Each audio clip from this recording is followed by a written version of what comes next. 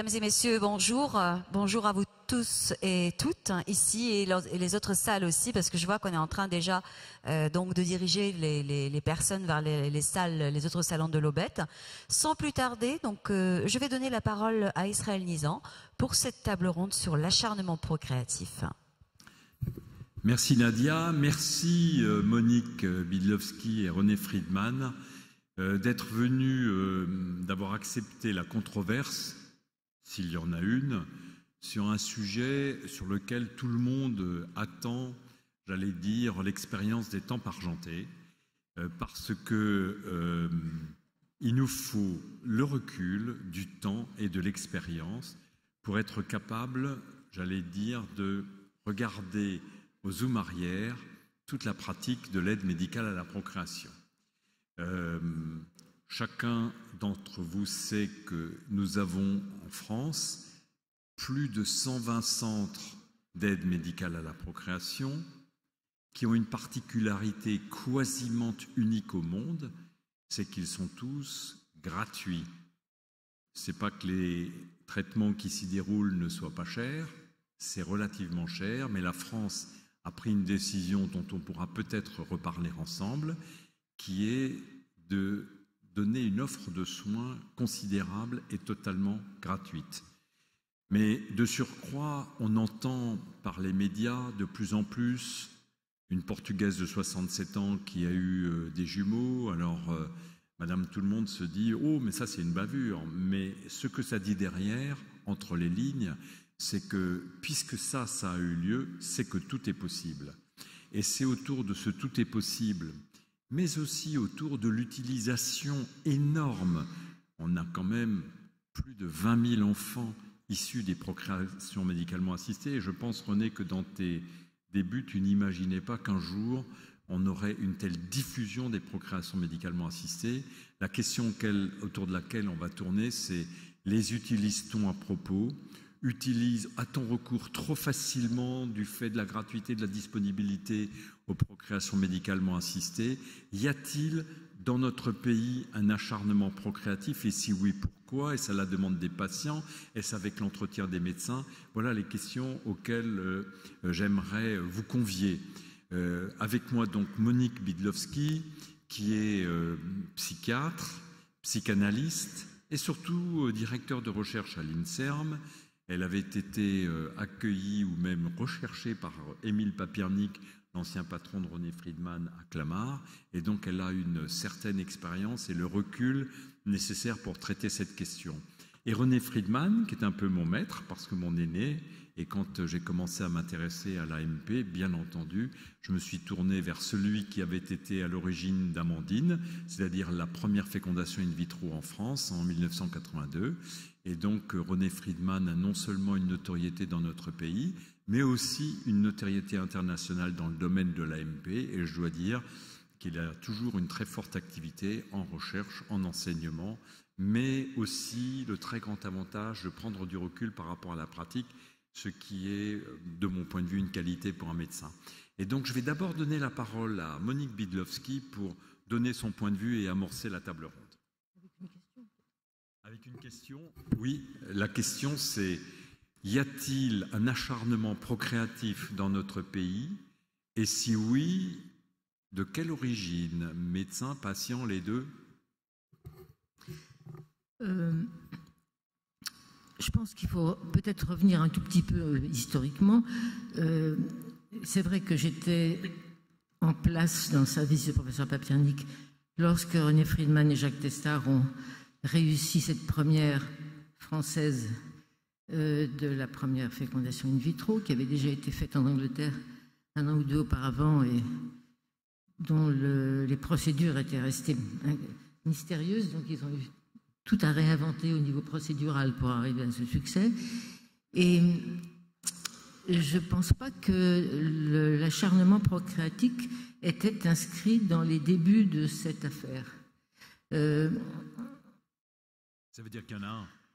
Oui, il y en a un maintenant, je pense. Et il y en a un qui est venu, alors j'ai du mal à le dater, mais je pense que, voilà, les résultats, les succès des procréations assistées, c'est-à-dire de la fusette simple à l'époque, au début, étaient tout de même très limitées, donc les acteurs essayaient de les améliorer, que les médias s'en sont emparés, et ça je voudrais bien dire un petit mot là-dessus, parce que je pense que l'acharnement a beaucoup à voir avec la médiatisation. Et ensuite, eh bien, les acteurs ont tenté de répondre à une demande de plus en plus insistante de la part du public. Et l'un entretenant l'autre, on ne sait pas très bien de qui, de la poule ou de l'œuf, qui a commencé. Un mot sur les médias, peut-être, parce que je crois qu'ils ont joué un rôle important. D'abord parce que les premières fivettes ont été extraordinairement médiatisées, exploitées par les médias, provoquant un véritable emballement. René le sait comme moi, on a vu très rapidement à Clamart des listes d'attente. Clamart étant le seul centre où cela se pratiquait.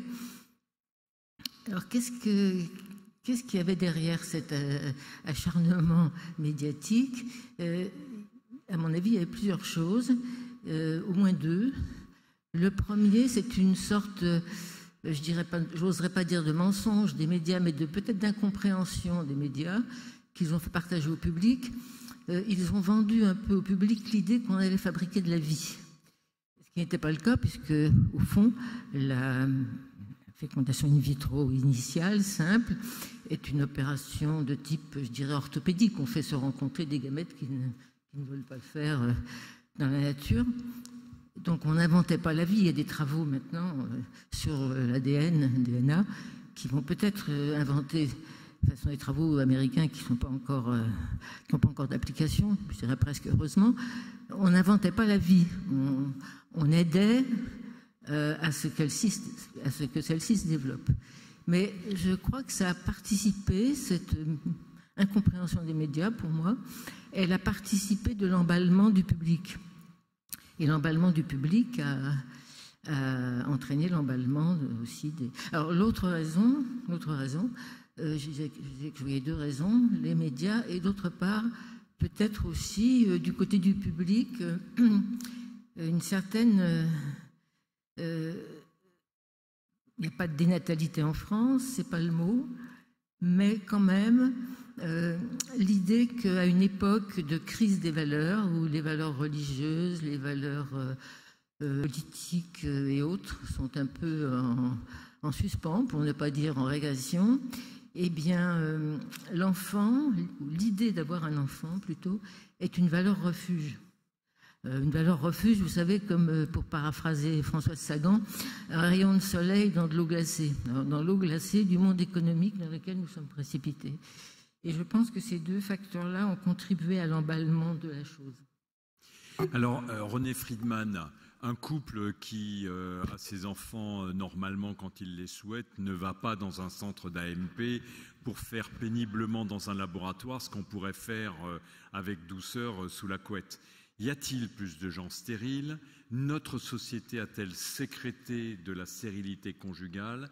Et y a-t-il, de ton point de vue, une forme de surutilisation des moyens de la médecine de la reproduction aujourd'hui? Merci tout d'abord de m'inviter à participer à cette table ronde et à aborder quelques questions effectivement qui sont très importantes à envisager.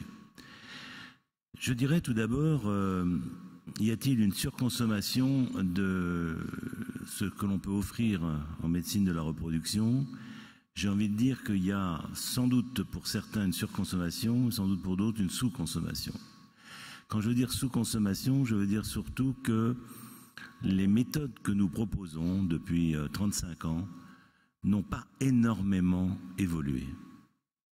Les résultats de la fécondation in vitro, de ces tentatives, ne sont pas au top de ce qu'elles devraient être.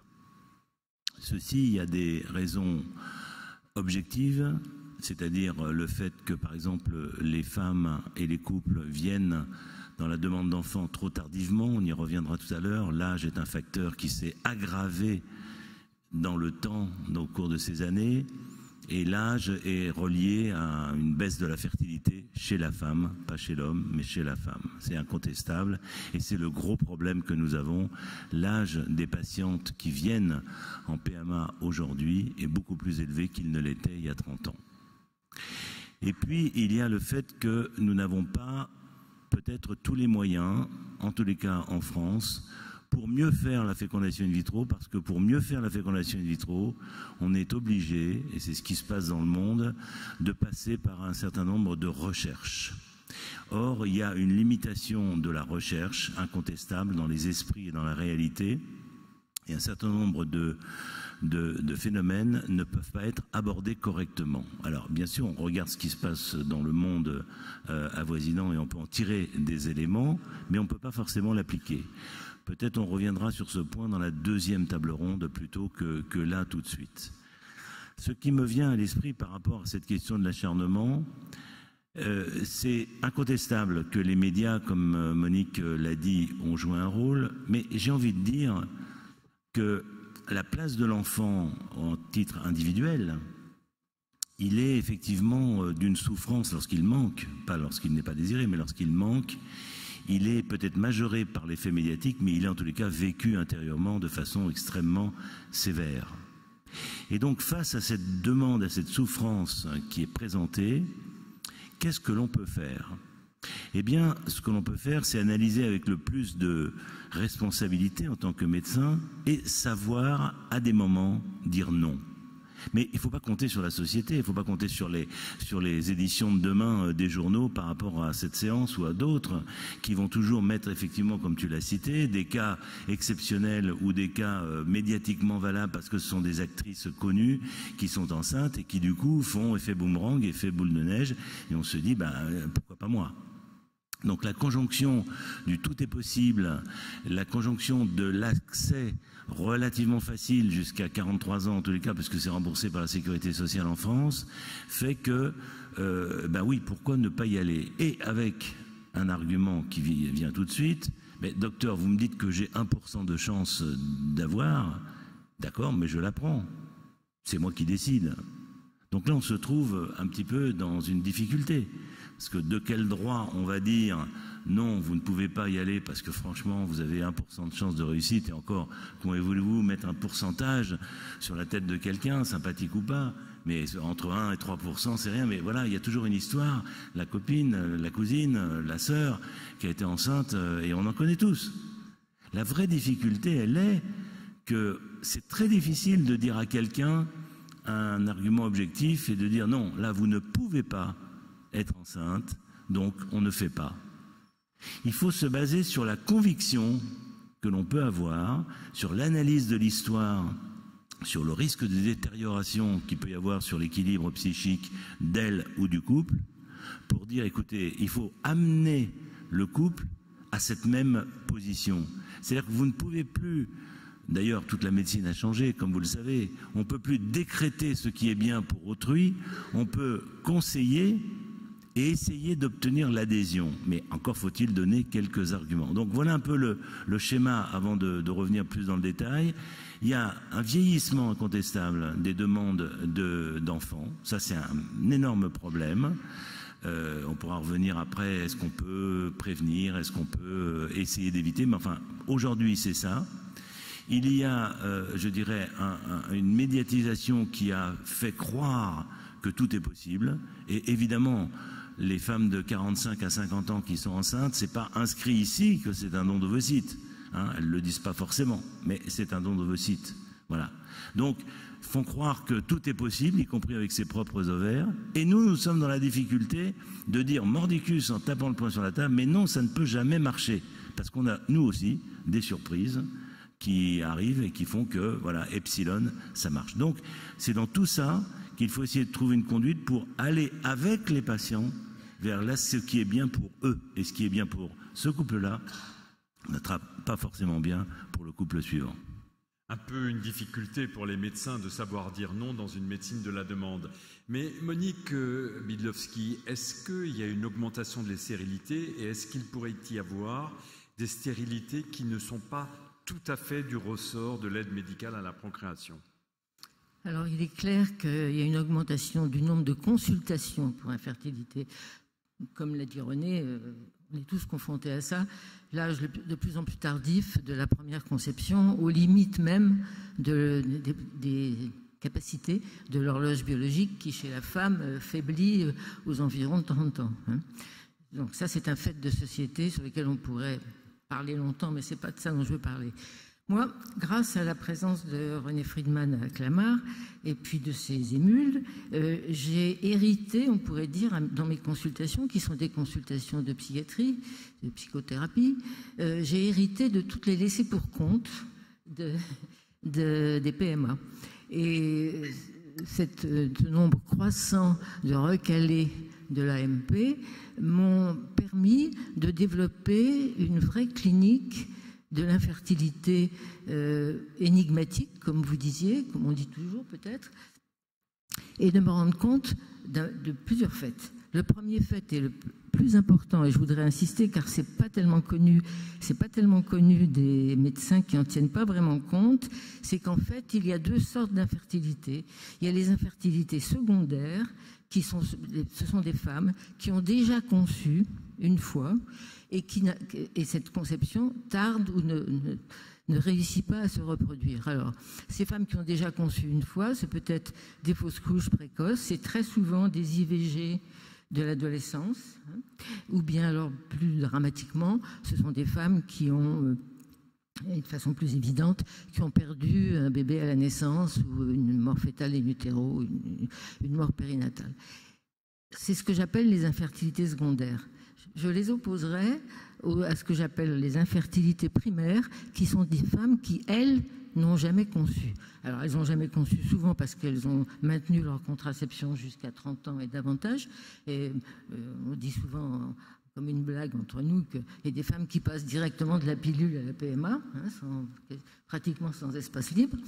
Mais la problématique est tout à fait différente. Et moi, dans l'expertise que j'ai pu développer à propos de ces deux catégories de population, c'est qu'on n'est pas du tout dans la même situation. Les femmes qui ont déjà conçu une fois, elles sont très souvent dans une situation de ce qu'on appelle, pour dire vite, de névrose traumatique, hein, et à condition de les aider à travailler psychiquement sur le traumatisme qui a pu être, y compris une IVG tardive quand elles étaient jeunes, qu'elles croient avoir oublié, qui s'est le mieux passé possible médicalement, avec les méthodes modernes, même la trace psychique que cette grossesse débutante et échouée a pu laisser dans leur souvenir, plutôt dans leur oubli, parce qu'il faut les aider à le remémorer, eh bien, ces femmes-là sont relativement facilement aidées par des interventions psychothérapiques de durée brève. J'insiste sur la durée brève parce que tu as raison, René. Elles viennent nous voir à 40 ans. Alors il y a urgence. Mais l'urgence, c'est peut-être pas forcément de les précipiter dans un protocole de PMA. L'urgence, c'est de faire un diagnostic. Et ce diagnostic, il doit être fait en collaboration avec un spécialiste du psychisme, que tu sais bien parce que tu les fréquentes comme moi. Bon, les autres, les femmes qui n'ont jamais conçu, ce sont des situations beaucoup plus difficiles où on peut aussi, ce serait un long développement, mais je pourrais le faire si vous m'y incitez, ce sont aussi des femmes chez lesquelles on trouve, par un travail lent, patient et soigneux, on trouve avec elles en psychothérapie de bonnes raisons d'avoir évité une grossesse jusque-là. Et d'ailleurs, ces femmes-là, je renvoie à des cas que mes voisins ont forcément rencontrés, ce sont des femmes qui, de temps en temps, après une fécondation in vitro difficile, demandent une interruption de la grossesse débutante, tellement elles étaient psychiquement ready, je dirais, contre et inconscient. Tout ceci étant bien entendu totalement inconscient, mais qui peut se développer à leur conscience ou à leur préconscience dans un travail psychothérapique. René, tu fais le même distinguo entre infertilité primaire et infertilité secondaire, ou poser autrement la question, est-ce que tu constates qu'il y a une augmentation des stérilités conjugales qui ne serait pas d'origine organique, anomalie du sperme, anomalie des ovules? Oui. En tous les cas, ce qui est certain, c'est que la part du non-organique est peut-être greffée sur l'organique, peut-être parce qu'on le voit un peu mieux, parce qu'on a travaillé en équipe pluridisciplinaire, en tous les cas, émergent, et puis parce que, effectivement, comme je le disais tout à l'heure, il y a de temps en temps des surprises, des levées d'obstacles qui ne proviennent pas de tel ou tel médicament, mais plutôt d'une compréhension ou d'une évolution intérieure qui s'est faite. Ce qui veut dire que c'est vrai que lorsque le mot de cette table ronde, qui est l'acharnement procréatif, c'est d'introduire à un moment donné des étapes dans cette prise en charge, avec à un moment donné, je dirais après, au début, mais bien sûr, mais surtout au milieu, après par exemple 2 tentatives, une revisitation un peu de l'ensemble, et peut-être ouvrir une porte vers l'espace psychique, avec des gens dont c'est le métier pour pouvoir essayer de tester qu'elles aient eu, et bien sûr c'est vrai que des traumatismes visibles, palpables on va dire presque, ou qu'ils ne soient pas apparus, mais que justement l'échange va peut-être faire surmonter. Donc on ne peut pas prescrire sur ordonnance, je dirais, cet examen-là. On ne peut pas non plus prescrire la sécurité que ça va fonctionner. Mais ça me semble extrêmement important d'avoir une vision globale de la personne et de ne pas forcément répondre, là je parle pour le médecin, par un changement de protocole, par un changement de médications qui sont finalement toutes les mêmes, hein, mais avec des noms différents, qui font croire qu'il y a quelque chose qui bouge, mais il y a peu de choses qui bougent. Donc, dans le terme de médicaments, en tous les cas, utilisés.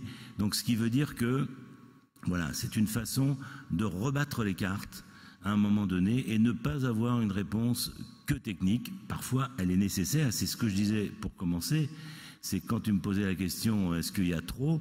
Je dirais, il n'y a pas assez, parce que nous ne pouvons pas faire, mais c'est encore une fois, je vous renvoie à la deuxième table ronde, un certain nombre de réponses techniques que nous ne pouvons pas faire. Donc d'un côté, de la main droite, nous avons d'autres moyens que nous pourrions proposer à certains couples, pas à tous, mais à certains, que nous ne pouvons pas faire ici, et de l'autre, de la main gauche, toujours avoir en tête que c'est une personne qui a une histoire, qui a besoin souvent de parler, de s'exprimer et de surmonter quelque chose. En tous les cas, souvent ce que je dis, c'est que si on n'avait pas de problème de réflexion au début, parce que tout semblait à peu près normal, quoi. Je veux dire, bon, ça marche pas, mais on a les trompes bouchées, donc on essaye ceci et cela. Au bout d'un certain temps, d'être confronté à l'échec va de toute façon créer un certain nombre d'interrogations. Donc, essayer d'avoir un point de vue beaucoup plus global et multidisciplinaire. Monique, technosapiens que nous sommes supportent très mal la frustration.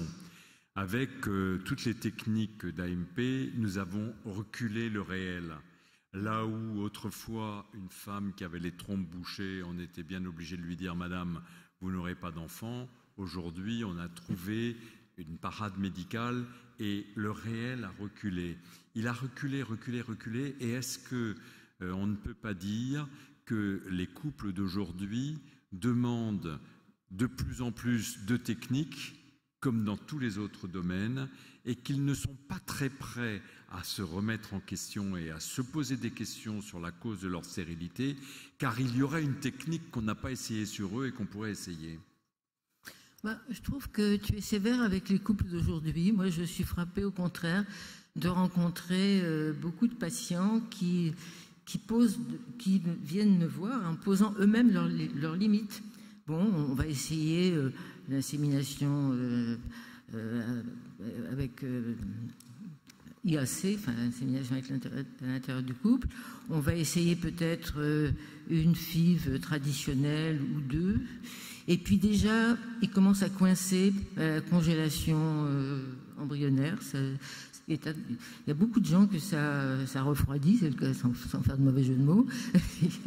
et puis, ils mettent quand même assez vite eux-mêmes les limites. Par exemple, le recours à des gamètes étrangers, en particulier aux dons d'ovocytes. Il y a je trouve que beaucoup de couples viennent me voir avec d'emblée ces limites déjà posées. Alors à ce moment-là, effectivement, il faut bien travailler sur un autre matériau que sur le matériel technique. Alors René, tu disais en entrée de jeu que finalement les choses n'ont pas beaucoup changé sur le plan technique depuis le début de la fécondation in vitro. Mais presque chaque année, il y a eu une nouveauté qui a défrayé la chronique et tu as été toi-même à l'origine de beaucoup de ces innovations. On a l'impression que dans notre discipline, il n'y a pratiquement aucun domaine de la discipline qui a autant progressé en passant de la congélation des spermatozoïdes, mais plus récemment la congélation des ovules, la congélation des embryons, la capacité chez un homme qui a 0 spermatozoïde d'aller en trouver quand même dans le testicule et avec quelques spermatozoïdes d'obtenir une grossesse. Je trouve que rétrospectivement, il n'y a pas de discipline qui ait autant bougé et autant progressé que la médecine de la reproduction. Non, en fait, ce que je voulais dire, c'était que le résultat global des fécondations in vitro n'a pas beaucoup bougé. Nous sommes globalement à 25% de succès en France. Et ce qui ne veut pas dire, c'est pas opposé à ce que tu viens de dire, Israël, c'est que le champ, par contre, de la fécondation in vitro, le recours à la technique, c'est effectivement élargi. Au début, nous étions partis que sur des femmes qui avaient des trompes bouchées. Donc c'était l'indication, il n'y avait pas d'autre issue. Et puis ensuite, on a élargi avec l'endométriose, avec l'absence de survenue tout simplement pendant ce qu'on appelle les stérilités idiopathiques au bout de quelques années. Puis ensuite, on a abordé la stérilité masculine. Puis enfin, on a abordé les risques génétiques. Donc effectivement, d'un côté, ça s'est élargi. Mais ce que je veux dire, c'est que le taux de succès, globalement, n'a pas percuté vraiment. Pourquoi ? Parce que des questions fondamentales restent posées. Qu'est-ce qui fait qu'un ovocyte qui a la même allure qu'un autre ovocyte, surtout qu'il n'y a pas beaucoup de variantes, il y a beaucoup moins que dans la population, on n'a pas comme ça des aspects très différents. Qu'est-ce qui fait qu'un ovocyte ou que des embryons qui se ressemblent, qu'est-ce qui fait que celui-là va s'implanter, celui-là ne va pas s'implanter? Voilà. Là, c'est une question clé sur laquelle les uns les autres cherchent à essayer d'avoir des facteurs palpables pour essayer de caractériser, de ne pas perdre de temps. Ça ne sert à rien de congeler des embryons qui n'ont aucune chance, ça ne sert à rien de transférer des embryons qui n'ont aucune chance. Encore faut-il savoir, bien sûr, qu'ils n'ont aucune chance, vous voyez ce que je veux dire. Donc, c'est dans ce sens-là. Qu'est-ce qui fait qu'un embryon s'implante? Donc le rôle de l'endomètre, de l'implantation est capital et franchement c'est un peu une boîte noire sur laquelle on commence un petit peu à regarder, mais on n'a pas de gros éléments. En un mot, on a d'un côté appris un certain nombre de choses. On ne savait pas faire l'ICSI, on ne savait pas congeler les ovules, on ne savait pas prélever une cellule et examiner sur le plan génétique. Mais d'un autre côté, à chaque fois qu'on a fait ça, et on a encore plus de questions qui restent sans réponse, comme celle que je vous ai mentionnée. Pourquoi y a-t-il tellement... Savez-vous combien d'embryons sont susceptibles de s'implanter? Eh bien, en fait, à peu près 70 à 75% des embryons obtenus qui ont une belle gueule ne vont pas s'implanter. Ils ont une anomalie chromosomique et donc il y a un gaspillage énorme. C'est dans ce sens-là que je disais que nous travaillons un petit peu dans l'ombre de ce que l'on pourrait faire. Donc c'est d'un côté, si vous voulez, on a effectivement avancé sur le plan technique, on a ouvert des champs et ça va continuer certainement.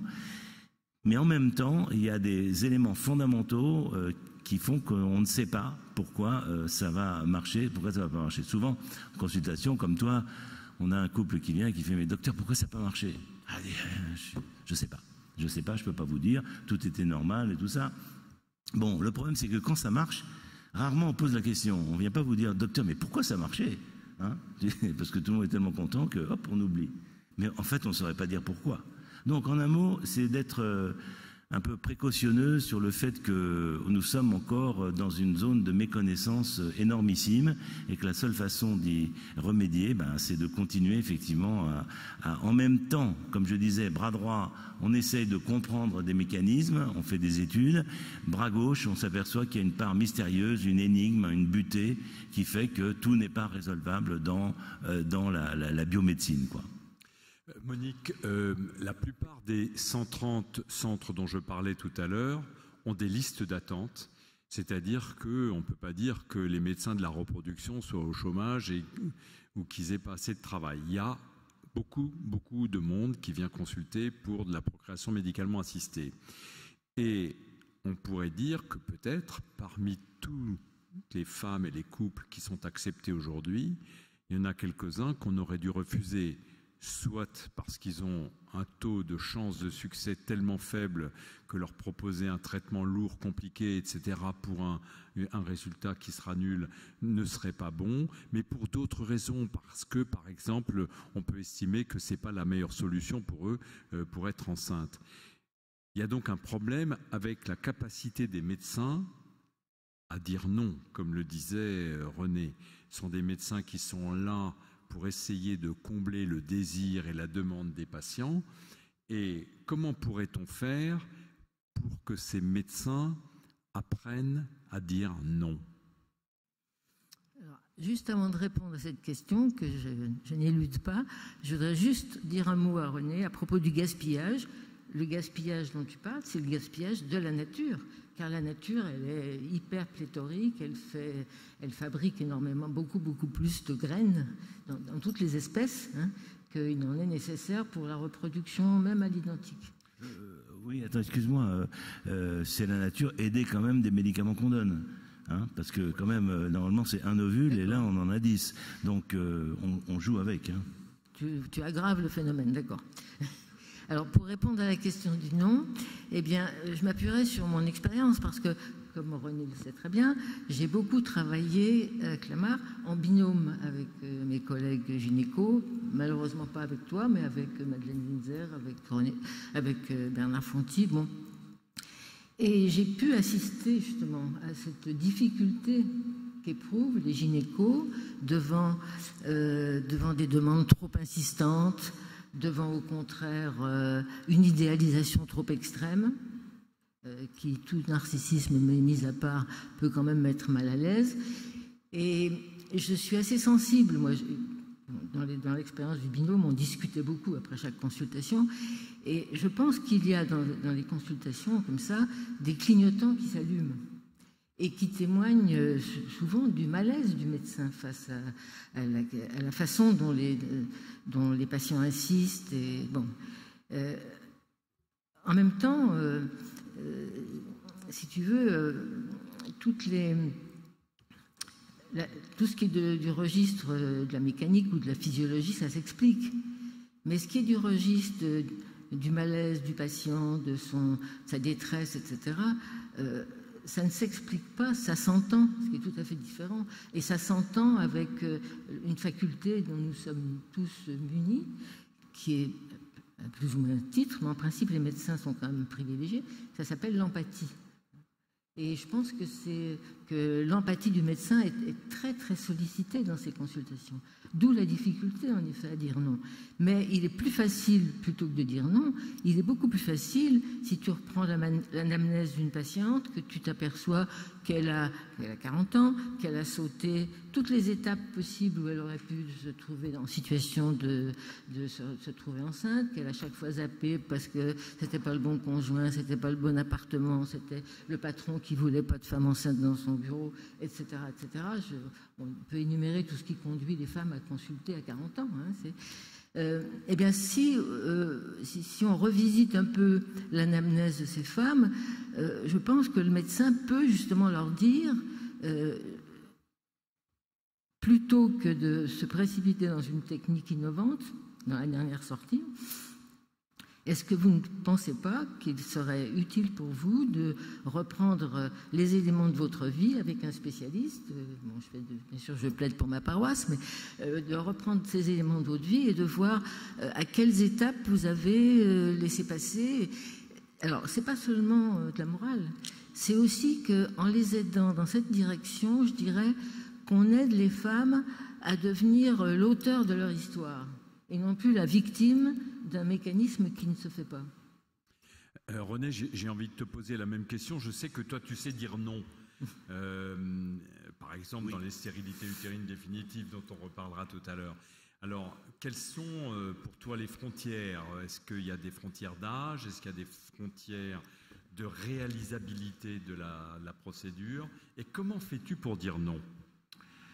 Alors, tout d'abord, j'ai envie de dire que sur le thème de l'acharnement procréatif, je pense qu'en France, c'est le taux d'abandon pour la PMA qui est le plus faible par rapport à d'autres pays où les phénomènes économiques vont intervenir. Le fait que ça soit remboursé par la Sécu de façon d'ailleurs complètement fantasque puisque de temps en temps, on en est jusqu'à la 6e, 7e, vous savez, parce que théoriquement, c'est 4 tentatives.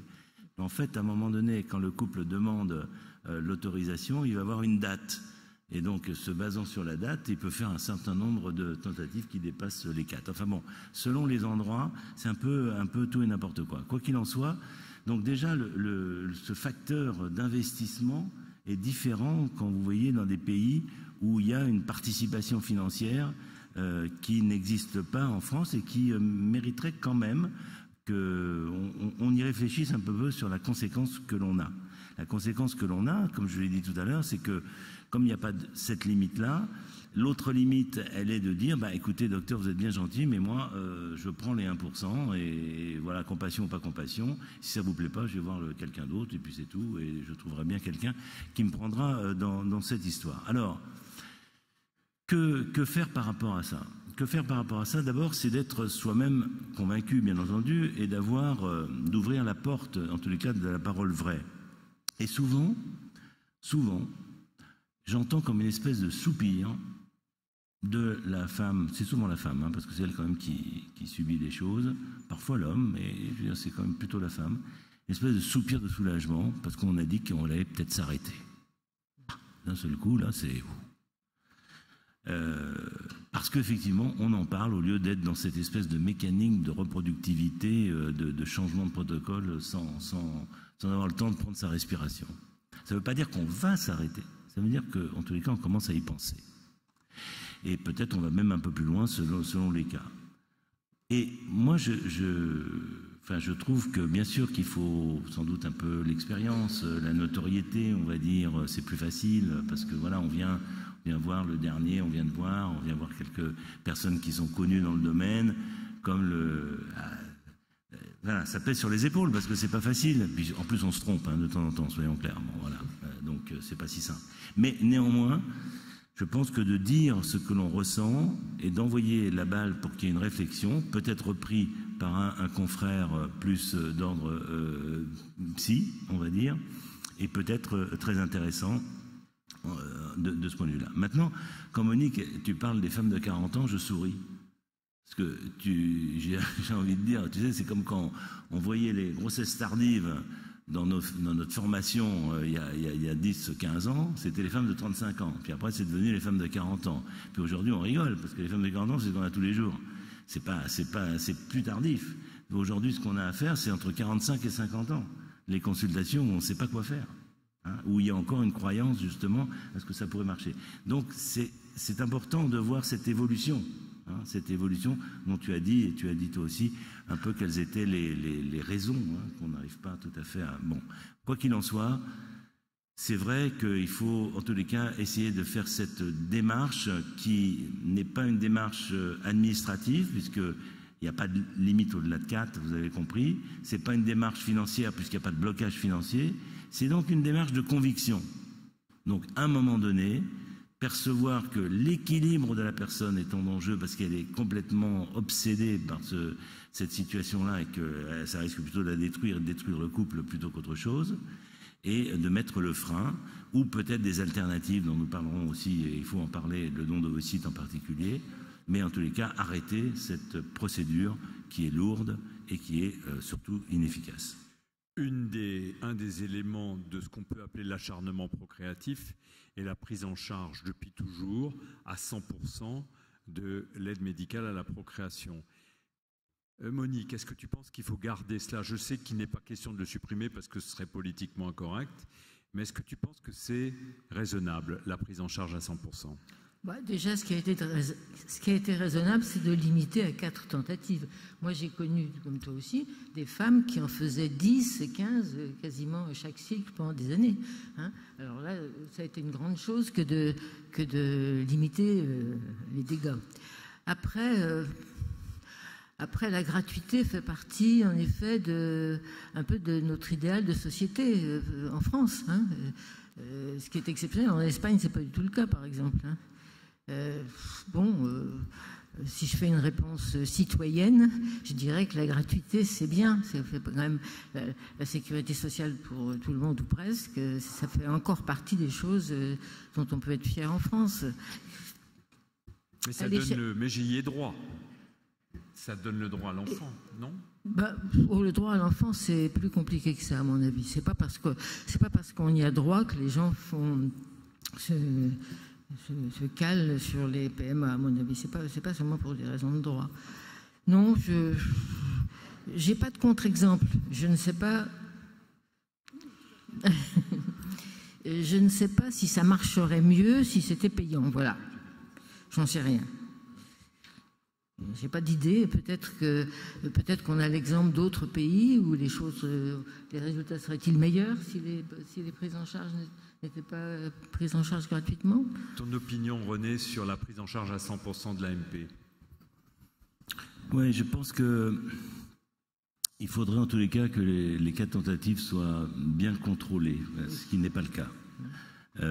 Et ensuite, peut-être qu'il y a un stop bilan qui soit imposé au bout de 2, et en tous les cas de la 3e, avant de poursuivre. Donc quelque chose qui fasse que ce n'est pas forcément un train sans obstacle ou sans gare d'arrêt pour réfléchir. On va laisser le reste du temps à la salle pour que vous puissiez les uns ou les autres poser des questions. Et donc, vous levez la main et vous levez pour vous présenter. Alors, justement, moi j'ai déjà... C'est bon, on les voit, merci. J'ai déjà une demande de parole ici. Il y en a 2 et puis 3. Merci beaucoup. Catherine Rongière, je suis du centre d'AMP de Strasbourg. Et j'aurai la joie de participer à la table ronde tout à l'heure. D'abord, je voulais dire que c'était 4 tentatives pour un enfant, hein, donc ça peut se multiplier après. Et en fait, j'ai 2 questions qui sont peut-être... Bon, 2 questions. Pour vous deux, parce que vous allez voir. Vous avez des patients qui viennent pour un 2e enfant. Moi, ça m'a appris quand même quelque chose d'important. C'est-à-dire que parfois, les patients ont déjà un 1er enfant, ils sont très contents, et ils viennent pour un 2e enfant, et leur première réflexion, c'est de dire, vous savez, j'ai déjà un enfant... Tout va bien, il n'y a pas de problème particulier. Si ça ne marchait pas, c'est moins grave. Puis finalement, il y a des échecs et ce 2e enfant devient extrêmement important. Il a sa place à lui. Qu'il en ait un 1er, c'est bien, mais ça ne réglera pas le problème. Donc ça, c'est déjà quelque chose que j'ai appris en AMP parce qu'on ne se rendait pas compte, ou je ne me rendais pas compte de l'importance de la place de chacun de ces enfants au sein de cette famille. Donc l'acharnement peut être aussi dans une situation où on a déjà un enfant qui est là. Spontané ou pas d'ailleurs, hein, c'est pas le problème. Et puis il y a une 2e question, c'est sur les couples recomposés, qui ont chacun des enfants de leur côté, et qui viennent à 40 ans demander une prise en charge pour ce 5e enfant, parfois ce 7e, même ce 9e ou ce 10e enfant, hein, de temps en temps, comme si c'était le garant d'un bonheur de couple d'avoir cet enfant ensemble. Donc je sais que vous en voyez autant que moi et je voulais avoir votre avis là-dessus. Ok. Moi j'ai envie de vous faire une réponse un peu provocante. C'est que l'enfant, sa fonction c'est quand même de séparer le couple. Hein. Alors quand on a la chance d'avoir fait un bon couple recomposé, se mettre en ayant des enfants, déjà un stock d'enfants, vous parlez de 10, en ayant déjà un bon stock d'enfants, prendre le risque de voir tout exploser avec une naissance supplémentaire, c'est une vraie question. Je crois que c'est quelque chose, et ça ouvre peut-être sur un sujet qui n'a pas été abordé jusqu'ici et qui pourtant moi est ce qui me tient le plus à cœur, c'est quid de l'enfant. On parle beaucoup de procréation, on parle de technique, on parle de raisons psychiques d'infertilité, mais au fond, personne ne se pose la question de quel est le devenir de ces enfants, et en particulier, quelle fonction ces enfants risquent d'avoir dans le couple. Hein.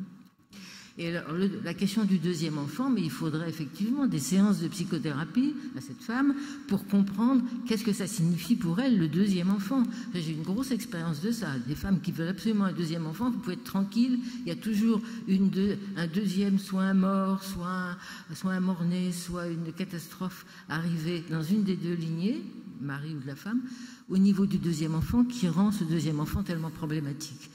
Donc il faut être un peu curieux quand on vous pose ce genre de questions. Ensuite, pour la femme de 40 ans qui recompose son couple, eh bien, je lui dis, elle prend des risques. Hein. Peut-être René, pardon, Israël, peut-être René Friedman, après on vous écoute. Oui, moi sur cette question, je suis moins dramatique que ce que tu dis. Je veux dire par là que, quel que soit le numéro de l'enfant, je dirais, c'est un enfant qui est désiré à un moment donné, et je veux dire, on le prend tel que, avec la richesse et l'élan qui y est. Je pense que moi, je me rappelle une histoire. J'étais jeune interne et il y avait une femme qui avait accouché, c'était son 9e enfant. Et j'étais allé la voir, elle avait accouché naturellement, j'étais allé la voir, puis je dis, mais dis donc, 9 enfants quand même. Elle disait, oui, mais parce que celui-là, docteur, je le voulais. et donc, voilà, alors moi, quand je suis en face d'un couple recomposé, ou bien comme ça, je pense que, voilà, je prends la demande telle que, sauf quand il y a des histoires sous-jacentes, mais ça peut être aussi, voilà, les gens ont envie de fonder une famille, je dirais. Alors, maintenant, Catherine, c'est vrai que quand même, celles qui ont déjà un enfant, alors il y a une chose qu'elle ne veut pas entendre, c'est, écoutez madame, vous avez déjà un enfant, ça suffit, vous devriez être contente comme ça. Alors ça, vraiment, tu te fais rembarrer tout de suite. C'est même pas la peine d'aborder ça, parce que justement, il y a un projet. Par contre, c'est vrai qu'au moment, si l'insuccès se confirme, le détachement est habituellement quand même un peu plus facile, parce qu'il y a quand même quelque chose à l'arrière, mais ça ne veut pas dire qu'il n'y a pas une cicatrice. Il n'y a pas forcément une absence de cicatrice. Israël Nizan, puis madame. Non, allez-y madame. Bon, alors madame, puis Israël Nizan. Bonjour, Dominique Pfeiffer. Je fus une femme stérile. J'ai eu ensuite 4 enfants, 4 filles. Et je voulais juste vous poser une question dans... Oui, l'accoucheur est là. Mais la question que je me pose aussi, c'est que la société joue un rôle dans les choix des parents. Et il y a une chose dont vous n'avez absolument pas parlé. À l'époque, nous avions fait des dossiers d'adoption. Nous étions en 1975, 76, 77. Amandine n'est arrivée qu'en 82, si ma mémoire est bonne. Mais c'était possible. Nous avions une filière envisageable. Aujourd'hui, il est strictement ou à peu près impossible, si on n'est pas Johnny Hallyday ou quelqu'un comme ça, d'imaginer adopter un enfant. Donc le fait d'en avoir un, c'est presque la seule solution que vous laisse la société ou l'organisation aujourd'hui de la société, d'avoir une famille si votre désir d'enfant est très fort. Donc il y a tout l'environnement qui joue un rôle dans l'histoire. Merci. Ben d'abord, bonjour, je suis ravi de vous voir et de savoir que tout le monde va bien. C'est une surprise. Oui, je pense effectivement que les alternatives, je dirais, tournent aujourd'hui, lorsque c'est possible, je dirais en tous les cas, non plus vers l'adoption qui n'est pas ou peu exceptionnellement réalisable, mais vers le don d'ovocytes quand il s'agit de la femme qui n'a pas le fonctionnement. Donc on va toucher là, et on n'aura pas le temps d'en parler je crois ici, on va toucher un autre phénomène qui est en même temps important dans la réflexion de chaque personne concernée, et aussi pour le système que l'on met en place. Comme vous le savez, en France, il est extrêmement défectueux, et à l'étranger, il est extrêmement commercial. Donc on est vraiment dans un embarras majeur tant qu'on ne bouge pas. Ça fait partie des blocages politiques sur lesquels nous serons peut-être amenés à revenir tous ensemble. Michel Hasselmann. Oui, bonjour, merci. Michel Hasselmann, je suis médecin à Strasbourg. Une question rapide. Vous avez dit, madame, que finalement les personnes arrivent tardivement et puis, au fond, sont peut-être aussi un petit peu surprises de voir que la fécondité, la fertilité diminue. Est-ce qu'il y a des opérations, des enseignements pour les jeunes, pour les plus jeunes, qui enseignent finalement à la population que la fertilité, c'est pas éternel?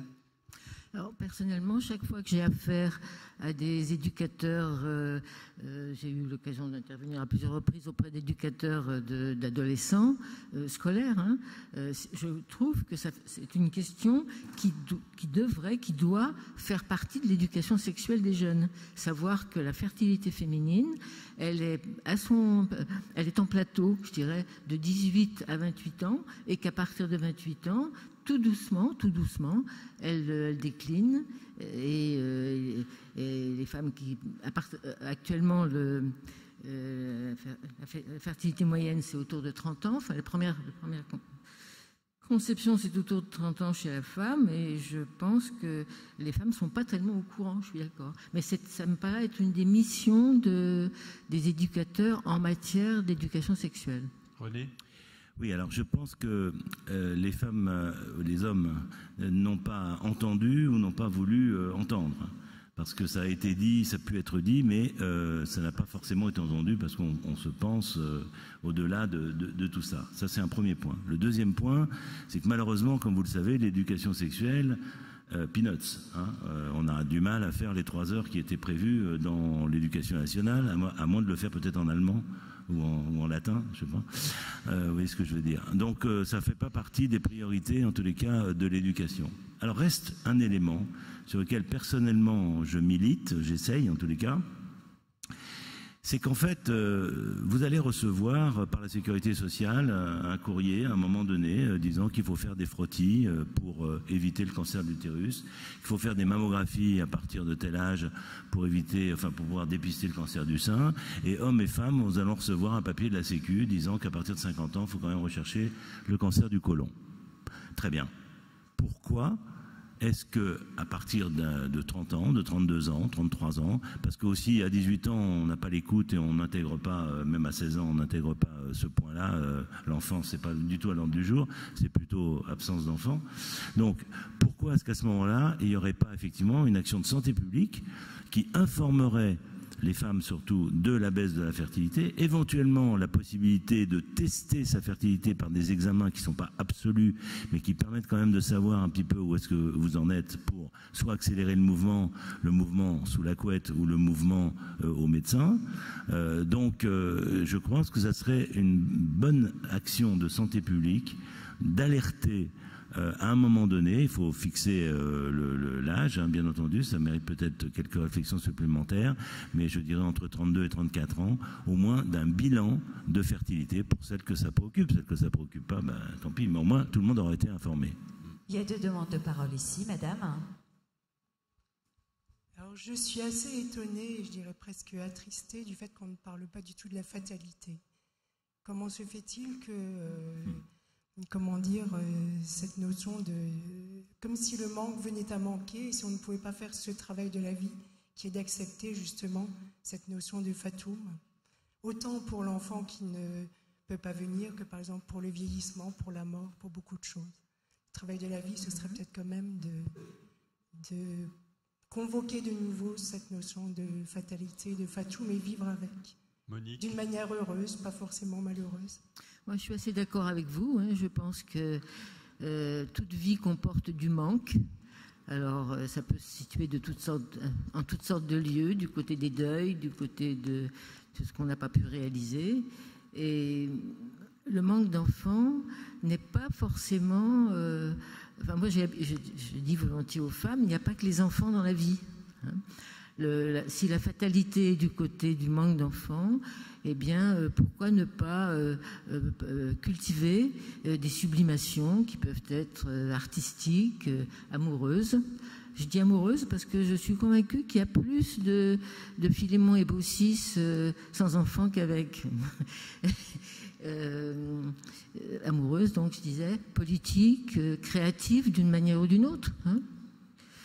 Je ne pense pas que l'enfant soit une obligation, contrairement à ce qu'une table ronde comme celle-ci pourrait faire croire. René ? Oui, je pense que ce sont des arguments rationnels qui existent et qui sont forts et qu'il faut effectivement entendre. C'est pas tout à fait de la même façon, c'est un peu comme vous êtes en face d'un drogué. Alors effectivement, je dirais, lui, il trouve du plaisir et donc il est accro sur sa drogue et vous êtes en train de démonter rationnellement la situation de destruction. Donc effectivement, ce langage, c'est ce que nous pensons, mais je dirais, il faut aller là où se trouve la patiente et le couple à ce moment-là, c'est-à-dire pas du tout dans une audition de cela, en direct, je veux dire en brut comme ça, mais il faut aller très, très doucement pour que cette idée-là de l'échec, du deuil, de la reconstruction, je dirais par rapport à un objectif qu'on pouvait avoir, va se faire. D'où la nécessité d'un accompagnement. Mais un accompagnement qui est long, je dirais, qui est long, parce qu'il va falloir s'adapter. Donc il faut un premier arrêt qui dit attention, là on est sur le fond de la piscine, maintenant on va remonter. Donc effectivement, pour ceux qui croient au Fatoum, d'autres à autre chose, il y a beaucoup de croyances comme vous le savez, ou de non-croyances, il faut s'adapter à la personne, mais à ce moment-là, elle vient vous voir dans un but de poursuivre. Donc il faut déjà mettre le temps d'arrêt, faire comprendre que vraiment on est dans epsilon des possibilités, plutôt dans la destruction, et puis essayer de remonter effectivement vers une valorisation et tourner au mieux le positif, je dirais, d'une situation, comme dans toute situation de deuil. Sortir d'un deuil, c'est aussi quelque chose de positif. Allez, on a encore 3 minutes, madame. Oui, bonjour. Je suis une ancienne patiente du service d'AMP, du CMCO de Schiltigheim. Et notre couple fait sans doute partie de ces gens pour lesquels on pourrait parler d'acharnement, puisque nous avons quand même été suivis pendant 8 années et nous avons fait 9 essais en tout. Nous avons fait des FIV avec nos gamètes, nous avons fait appel à un don simple et puis finalement. Et pour moi, je n'ai jamais considéré ça comme de l'acharnement. C'était simplement une suite logique, évidente et nécessaire pour essayer de concrétiser notre projet d'enfant. Et je pense que pour moi, la difficulté finalement, c'était de m'arrêter, de ne plus faire de traitement, parce que m'arrêter, c'était renoncer à notre projet, et c'était donc accepter de n'avoir pas d'enfant. Et je pense que la grosse difficulté, c'est ça, c'est de pouvoir accepter voilà, de n'avoir pas d'enfant, et voilà. Maintenant, j'avais une question concernant l'autoconservation des œufs. Je voulais savoir si, pourquoi vous ne sensibilisez pas plus peut-être les jeunes femmes voilà, pour essayer de conserver les ovocytes alors qu'elles sont jeunes et qu'elles puissent peut-être les utiliser par la suite voilà, pour... Merci voilà. de votre témoignage, madame, mais Merci. je compléterai cette question en disant, un petit peu à contre-emploi de cette table ronde, le don d'ovocytes en France ne marche pas. La preuve en est, c'est que plusieurs centaines de femmes vont chaque année en Espagne. Une partie de leurs traitements sont d'ailleurs paradoxalement pris en charge par la sécurité sociale pour obtenir des dons d'ovocytes. Et le don d'ovocytes, je vous le rappelle, permet de traiter la ménopause précoce. Et il y a des femmes qui, à 25 ans, ont besoin d'un don d'ovocytes. Alors, pourquoi ça ne marche pas et qu'est-ce qu'on pourrait faire pour que ça marche? Alors, on est, c'est vrai, à contre-emploi de l'acharnement procréatif, mais il y a beaucoup de femmes en France et de couples qui sont fort malheureux de nous voir aussi mal placés sur une thérapeutique qui est utilisée, somme toute, dans tous les pays occidentaux. Tu abordes une question en 2 minutes, là c'est un peu difficile parce qu'il y a beaucoup d'exemples. Je vais peut-être répondre d'abord à cette madame. Effectivement, l'autoconservation, c'est un débat que nous essayons de faire aboutir en France. En tous les cas, je parle à mon nom personnel parce que je ne vois pas d'obstacle au principe de l'autoconservation. Qu'il y ait un encadrement et qu'on ne fasse pas tout et n'importe quoi, à quel âge on autoconserve et jusqu'à quand on autoconserve. Mais la situation, elle est qu'aujourd'hui, c'est interdit en France. Ce n'est pas interdit dans la majorité des pays européens. C'est seule la France qui fait cette distinction. Donc effectivement, sur le fond, les arguments qui empêcherait une jeune femme de conserver ses ovocytes pour des jours où il y aura le prince charmant ou des jours meilleurs professionnels, je ne sais pas. C'est quelque chose qui aujourd'hui n'est pas autorisé. C'est autorisé dans les pays limitrophes et nous prenons le risque de l'accompagnement qui me semble tout à fait légitime qu'on nous le demande, mais ça n'est pas remboursé par la sécurité sociale. C'est un autre débat et en tous les cas, ça n'existe pas actuellement en France et j'espère qu'on pourra le faire bouger, car si vous faites une ordonnance, si un médecin fait une ordonnance pour une congélation de sperme pour un homme, eh bien un laboratoire va le faire sans problème. Pour la femme, ce n'est pas autorisé, donc il y a quelque chose qui est incohérent. Ça fait partie des incohérences sur lesquelles nous discuterons sans doute tout à l'heure. Le mot de la fin pour Monique. Je ne sais pas si c'est le mot de la fin, mais... de cette table ronde, en tout cas. Oui, mais c'est pas exact. pour avoir une autoconservation de sperme, autant que je sache, il faut que l'homme soit lui-même atteint d'un cancer du testicule. Non, pas du tout. Pas du tout. Bon, d'accord. En ce qui concerne l'autoconservation chez la femme, je voudrais en dire deux choses. C'est que la première, c'est que c'est quand même un encouragement à la grossesse tardive, hein, par définition. Puisque si on met ses œufs de côté, c'est pas pour les utiliser à 25 ans, c'est pour les utiliser autour de la quarantaine précisément. Alors, à qui rend-on service? À la femme ou à son employeur? Enfin, je veux dire, à la société.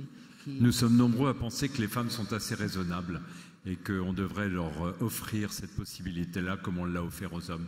Il me reste à remercier René Friedman et Monique Bidlowski de s'être exposés à vos questions et de nous avoir donné leurs sentiments. Et on laisse peut-être une petite dizaine de minutes pour que les participants de cette table ronde puissent s'échanger avec ceux de la table ronde suivante. Encore merci à vous deux.